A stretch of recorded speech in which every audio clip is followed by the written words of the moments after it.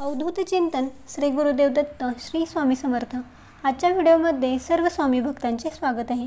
मार्गशीर्ष महिन्यात घरात सुख समृद्धी यावी, माता लक्ष्मीचा आशीर्वाद सदैव आपल्या घरावर राहावा यासाठी मार्गशीर्ष महिन्यातील गुरुवारपासून माता लक्ष्मीचं व्रत केलं जातं।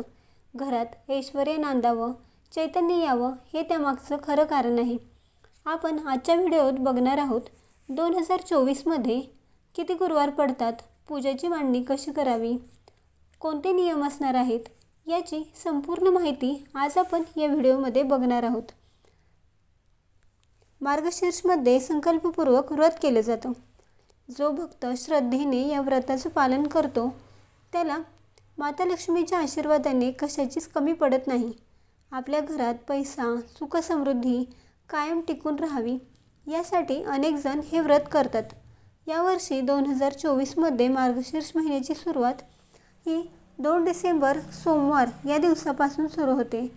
मार्गशीर्ष महिन्यात काही वर्षी 4 गुरुवार पडतात तर काही वर्षी 5 गुरुवार पडतात। यावर्षी 4 गुरुवार असणार आहेत।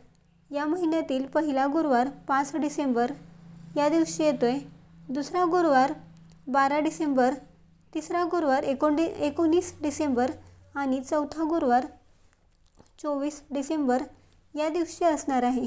शेवटच्या दिवशी म्हणजे चौथ्या गुरुवारी एकादशी आलेली आहे। हे व्रत कोणीही करू शकतं। मुले, मुली, स्त्री, पुरुष ज्यांना शक्य आहे ते सर्वजण हे व्रत करतात। गुरुवारच्या दिवशी दिवसभर उपवास केला जातो व संध्याकाळी महालक्ष्मीची व्रतकथा वाचून आरती झाल्यानंतर गोड पदार्थाचा नैवेद्य देवीला दाखवून हा उपवास सोडला जातो। पहिल्या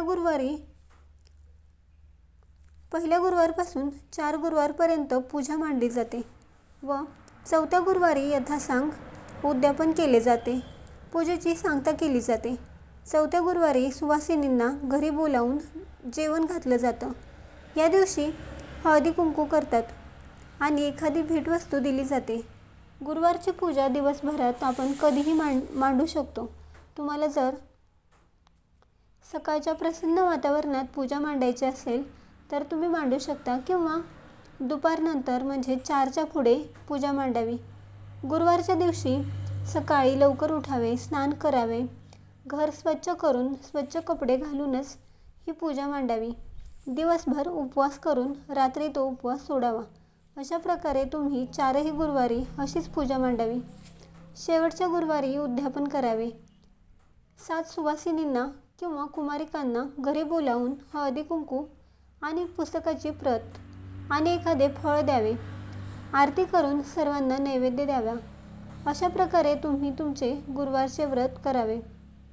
घरामध्ये वातावरण प्रसन्न ठेवावं, वादविवाद करू नयेत। अशा प्रकारे मार्गशीर्ष महिन्यातील गुरुवारचं व्रत तुम्ही करू शकता। तुम्हाला ही माहिती कशी वाटली हे कमेंट्स करून नक्की सांगा।